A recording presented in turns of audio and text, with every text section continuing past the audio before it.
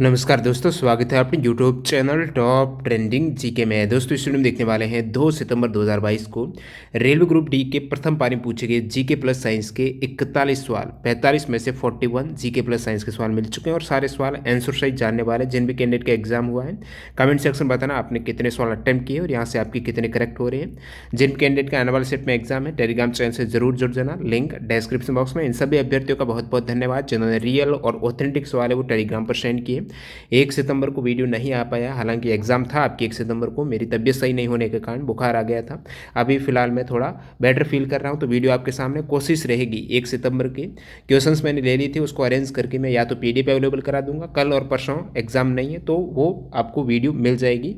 तो चैनल से आपको जुड़े रहना, सब्सक्राइब करके बेल आइकन हिट कर देना। देखते हैं सवाल। निम्नलिखित में से कौन सी नदी छोटा नागपुर पठार क्षेत्र में बहती है? छोटा नागपुर पठार से बार बार सवाल पूछे जा रहे हैं। एक तो यहाँ से कौन सा खनिज होता है, इससे पहले पूछा गया है किस राज्य का क्षेत्र यहाँ पर कवर होता है, तो झारखंड में है। दामोदर नदी यहाँ से प्रवाहित होती है। 4 वेदों में से कौन सा वेद विशेष रूप से कर्म कांड से संबंधित है? यजुर्वेद एकदम करेक्ट आंसर हो जाएगा। कर्म कांड से संबंधित वेद यजुर्वेद। आगे बढ़े उससे पहले मैं आपको बता दूं, जो भी कैंडिडेट अभी तक मॉक टेस्ट नहीं लगा रहे हैं, railway exam special group D में टाइम मैनेजमेंट के कारण काफ़ी कैंडिडेट मैसेज करते हैं, सही से सवाल अटेम्प्ट नहीं कर पाए, पूरे सवाल नहीं देख पाए। क्योंकि एक तो यहाँ पर साइंस भी इतनी लेंथी है, बड़े बड़े जो कथन स्टेटमेंट आधारित सवाल पूछे जा रहे हैं। स्टूडेंट पूरे समय में ये सवाल अटेम्प्ट मैथ की तरह टाइम कंज्यूम कर रही है साइंस एक तरीके से। तो इसके लिए यदि आपकी प्रैक्टिस अच्छी हुई तो कम समय में आज ज़्यादा सवाल अटेम्प्ट कर पाओगे। अन्य रेलवे के अलावा जो भी एग्जाम्स होते हैं मॉक टेस्ट लगाना बहुत ज़्यादा जरूरी है। तो टेक्स्ट बुक पर deal of the month sale के तहत आप टीटीजी का कूपन कोड यूज़ करिएगा, 20% का आपको डिस्काउंट मिल जाएगा ईयरली टेक्स्ट बुक पास पर, जिसमें सारे एग्जाम्स के मॉक टेस्ट अवेलेबल है। 580 प्लस एग्जाम्स, यानी रेलवे एग्जाम्स के बाद जितने भी आपके एग्जाम होते हैं स्टेट और सेंट्रल लेवल एग्जाम 1 ईयर की वैलिडिटी में, ये सारे पास का एसेज आपके पास रहेगा। तो ये सेम एग्जाम पैटर्न और डैशबोर्ड पर आधारित मॉक टेस्ट रहते हैं, जरूर चेकआउट कीजिएगा। लिंक डिस्क्रिप्शन बॉक्स में है। टेक्स्ट बुक ऐप और वेबसाइट दोनों पर जाकर ये एनरोल कर सकते हो। अगला सवाल, तमिल को शास्त्रीय भाषा का दर्जा कब किया गया है? बार बार रिपीट हो रहा। 2004 को तमिल को, 5 को संस्कृत को, 8 को कन्नड़ और तेलुगु को, 13 को मलयालम को, लेटेस्ट ओडिया 2014 में। टोटल 6 शास्त्रीय लैंग्वेज। प्रार्थना समाज की स्थापना किसने की थी? तो ये आत्मारंग पांडुरंग ने की थी 1867 में। कहाँ पर? मुंबई में। नेक्स्ट सवाल, साइक्लोहेक्सेन का केमिकल फॉर्मूला। एक कैंडिडेट ने बताया हेक्सीन का था, तो दोनों ही बता देता हूँ। साइक्लोहेक्सेन, एल्केन हेक्सेन, साइक्लो है इस प्रकार रहेगा, और इसमें हेक्सेन है तो कोई भी डबल बॉन्ड नहीं है, प्रत्येक कार्बन पर 2 हाइड्रोजन रहने वाले हैं। तो ये साइक्लोहेक्सेन के स्ट्रक्चर हैं, जिसमें C6H12 हो जाएगा। हेक्सीन पूछ लें, हेक्सीन में क्या होगा, 2 हाइड्रोजन कम हो जाएंगे, एक डबल बॉन्ड आ जाएगा। ठीक है। नेक्स्ट वन, यहाँ पर मैक्सिको के लियोन में IWF यूथ वर्ल्ड चैंपियनशिप 2022 में किस भारतीय ने गोल्ड मेडल जीता है?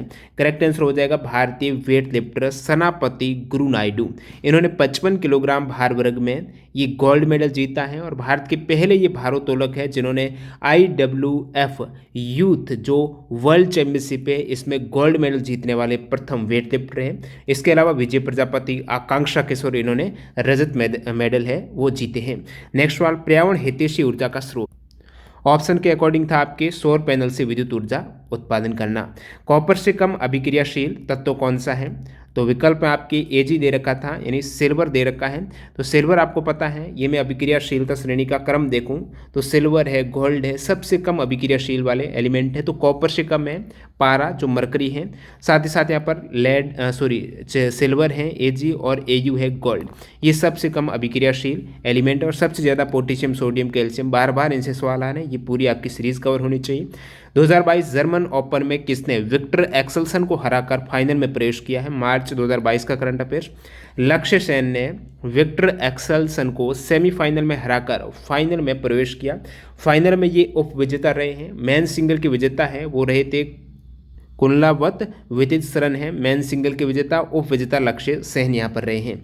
और नेक्स्ट सवाल देखते हैं, 86 कॉन्स्टिट्यूशन अमेंडमेंट में कौन सा मौलिक कर्तव्य ऐड हुआ है? सिंपल सवाल। 11वां मौलिक कर्तव्य ऐड हुआ है 86वें संविधान संशोधन में, जिसमें 6 से 14 वर्ष के बच्चों को प्राथमिक शिक्षा प्रदान करना इस मौलिक कर्तव्य का उद्देश्य 11वां मौलिक कर्तव्य है, 2002 में ऐड किया गया।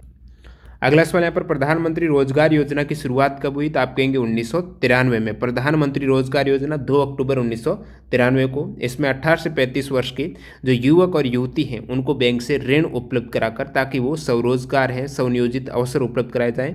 नेक्स्ट वाले यहाँ पर प्रकाश प्रकीर्णन किस प्रकार कणों के आकार पर निर्भर करता है, जिसमें विकल्प थे छोटे कण, बड़े कण, सबसे ज़्यादा प्रकीर्णन कौन से कण करेंगे। इससे पहले भी ये सवाल आ चुका है। तो प्रकाश का प्रकीर्णन है, ये प्रकाश का रंग है, कणों के आकार पर बिल्कुल निर्भर करता है।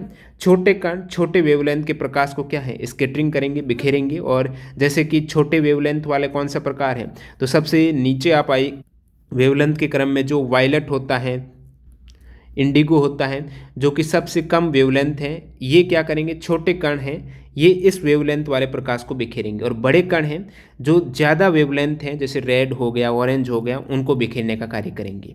नेक्स्ट सवाल, प्रधानमंत्री जनधन योजना के तहत बीमित व्यक्ति के किसी भी कारण से मृत्यु होने पर मृतक के परिवार को कितने रुपए का जीवन बीमा कवर दिया जाता है। 30,000 रुपये का जीवन बीमा कवर मिलता है। किस योजना के तहत, प्रधानमंत्री जनधन योजना में। यदि मृत्यु हो जाती है जिनके नाम पर ये बीमा है तो उनके परिवारजनों को 30,000 रुपये का क्या दिया जाएगा, जीवन बीमा कवर यहाँ पर मिलता है। साथ ही साथ दुर्घटना होने पर जनधन योजना में 1 लाख रुपये का दुर्घटना बीमा रहता है। योजना की शुरुआत है 2014 को की गई थी। नेक्स्ट सवाल, फ्लेमिंग के बाएं हाथ के नियम अनुसार अंगूठा और मध्यमा अंगुली की मध्य कौन। तो फ्लेमिंग लेफ्ट हैंड रूल में 90 डिग्री का एंगल होता है। किसी भी अंगूठा, मध्यमा पूछ ले, तर्जनी का पूछ ले, तीनों जो अंगूठा और 2 अंगुलियां तीनों ही आपस में 90 डिग्री रहेगी। जैसे 3 अक्ष किस प्रकार होते हैं, XYZ, जो आपस में 90 डिग्री के एंगल में हैं, तो तीनों आपस में 90 डिग्री हैं। तो इसका और इसका एंगल हो गया, इसका हो गया, इसका हो गया, सभी में 90 डिग्री ही रहने वाला है। बार बार इनसे सवाल पूछा जा रहा है कौन सी, एक तो ये नियम है किस पर लागू होता है, तो चुंबक के क्षेत्र में स्थित कोई भी धारावाही चालक पर लगने वाला चुंबक के बल की दिशा बताने के लिए फ्लेमिंग का लेफ्ट हैंड रूल प्रयोग होता है, जिसमें तर्जनी है वो चुंबक के क्षेत्र की दिशा को, और बात करूँ यहाँ पर मध्यमा चालक में बहने वाली धारा, और अंगूठा है चुंबक के बल की दिशा को दर्शाता है। प्लास्टर ऑफ पेरिस का उपयोग से सवाल पूछा है, तो टूटी हुई हड्डियों को सही जगह पर स्थिर रखना, खिलौने बनाने में इसका उपयोग होता है।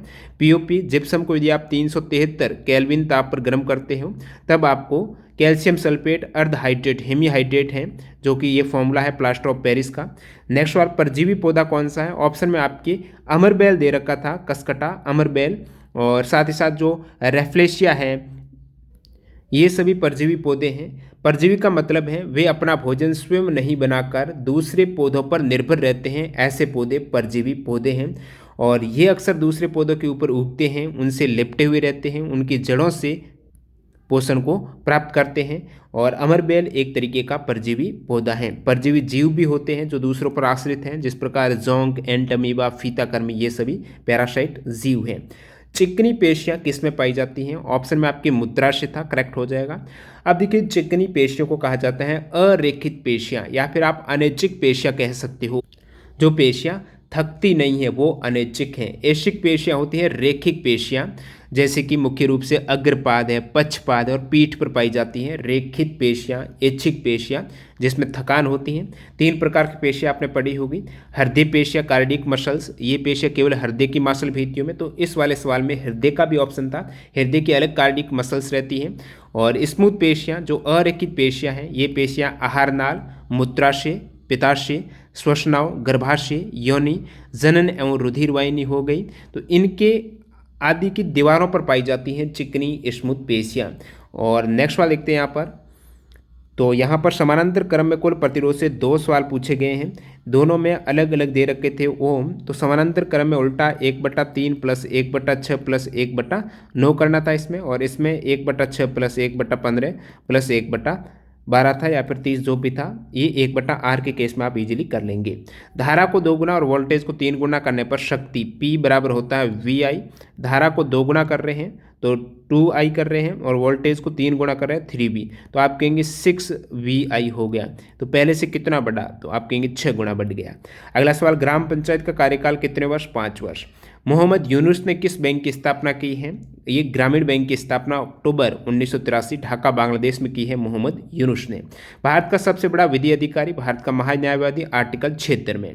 और राज्य का सबसे सर्वोच्च विधि अधिकारी महाधिवक्ता नियुक्ति राज्यपाल करते हैं। दांतों का क्षय किसके कारण नहीं होता है। ऑप्शन था जीवाणु, विषाणु, अम्लीय। तो अम्लीय हो गया, यानी पीएच मान जब 5.5 से कम हो जाए तो दांतों का क्षय होने लगता है। वायरस इसमें नहीं होगा। मुंह का पीएच का मान 5.5 से कम होने पर दांतों का क्षय। साथ ही साथ मुंह में उपस्थित बैक्टीरिया भोजन के पश्चात मुंह में बच्चा जो अवशिष्ट है और शर्करा का अपघटन कर अम्ल उत्पन्न करते हैं, जिससे मुंह का पीएच 5.5 से कम होता है। इस स्थिति में दांतों का क्षय होता है। और अगला सवाल, रक्षा अनुसंधान एवं विकास संगठन यानी डीआरडीओ और किस आईआईटी के वैज्ञानिकों की एक संयुक्त टीम ने देश में पहली बार उत्तर प्रदेश के प्रयागराज और विंध्याचल के बीच 100 किलोमीटर से अधिक दूरी पर क्वांटम की है वो डिस्ट्रीब्यूशन लिंक का सफलतापूर्वक प्रदर्शन किया है? तो डीआरडीओ और आईआईटी दिल्ली ने मिलकर यहाँ पर प्रयागराज और विंध्याचल के बीच 100 किलोमीटर से अधिक दूरी पर क्वांटम की डिस्ट्रीब्यूशन लिंक है उसका परीक्षण किया है। Where is Maru festival celebrated? तो मरु महोत्सव मनाया जाता है जैसलमेर राजस्थान में। डेजर्ट फेस्टिवल मरु फेस्टिवल। नाभिकीय आवेश किसका अधिक है? तो ये विकल्प दे रखे हैं। आवर्त में एक ही आवर्त के एलिमेंट दे रखे थे, दूसरे आवर्त के थे सारे एलिमेंट। आवर्त में यदि आप लेफ्ट टू राइट मूव करते हो तो वहाँ पर क्या होता है, कोषों की संख्या स्थिर रहती है। कोष स्थिर है और कोष में इलेक्ट्रॉन बढ़ रहे हैं, और इलेक्ट्रॉन बढ़ रहे हैं, प्रोटॉन भी बढ़ रहे हैं, परमाणु क्रमांक बढ़ रहे हैं, और कोष वही है। तो आप कहेंगे यहाँ पर आवेश ज़्यादा हो जाएगा। ऊपर से नीचे आएंगे ना तो आप कहेंगे कोषों की संख्या बढ़ रही है, जिसके कारण प्रभावी नाभिकीय आवेश नहीं बढ़ पाएगा। तो यहाँ पर आप देख पा रहे हो ये जो सही क्रम आवर्त 2 में आप देखेंगे सबसे अधिक है। तो 17वां ग्रुप का एलिमेंट आप देख पा रहे हो सबसे लास्ट में है, और तो फ्लोरीन का हो जाएगा, उसके बाद कार्बन का है। ठीक है, तो ये सही क्रम हो जाएगा। धारावाही चालक से दूर जाने पर चुंबकीय क्षेत्र पर क्या प्रभाव पड़ता है? धारावाही चालक में चुंबकीय क्षेत्र रहता है ना, वो दूरी के व्युत्क्रमानुपाती रहता है, यानी जितनी दूरी बढ़ेगी चुंबकीय क्षेत्र उतना ही दुर्बल होता जाएगा, तो घटता जाता है। और एक इंपॉर्टेंट और फैक्ट बता दूं, 2 पॉइंट से यहाँ पर सवाल पूछे जाते हैं धारावाही चालक के चुंबकीय क्षेत्र का। एक तो ये दूरी के व्युत्क्रमानुपाती, साथ ही साथ जैसे जैसे विद्युत धारावाही सीधे चालक तार से दूर हटते जाते हैं, उनके चारों ओर उत्पन्न जो चुंबकीय क्षेत्र को निरूपित करने वाले सकेंद्रीय वृत्त है ना, उनका साइज है वो बड़ा होता जाता है जैसे जैसे आप दूर जाएंगे। ये भी इंपॉर्टेंट फैक्ट है। अवतल दर्पण में एफ पर रखी, फोकस पर रखी वस्तु का इमेज कहाँ बनेगा? तो फोकस है तो इमेज आपको पता है, अवतल दर्पण है, अनंत पर आपका इमेज बनने वाला है। आवर्त सारणी के गुण किस पर निर्भर नहीं करते हैं? संयोजकता, कलर, संयोजी इलेक्ट्रॉन, परमाणु त्रिज्या, कलर करेक्ट हो जाएगा। अगला सवाल, जब सरकार का राजस्व व्यय कुल राजस्व प्राप्तियों से अधिक होता है तो उसे क्या कहते हैं? राजस्व व्यय राजस्व प्राप्तियों से अधिक है तो राजस्व घाटा। एक होता है राजकोषीय घाटा। क्या होता है? राजकोषीय घाटा। तो आप कहेंगे इसमें क्या अंतर है? राजकोषीय घाटे के अंदर आता है राजस्व घाटा। राजस्व घाटा आता है, एक होता है पूंजी घाटा।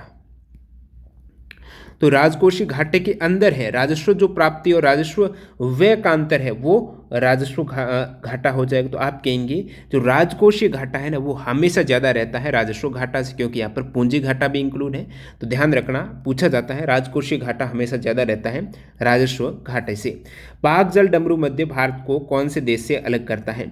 बार बार रिपीट हो रहा है ये सवाल भी, ग्रुप डी के केस में शायद पहली बार आया, लेकिन एनटीपीसी CB2 में ये 5 से 6 सेट में सवाल आ गया था।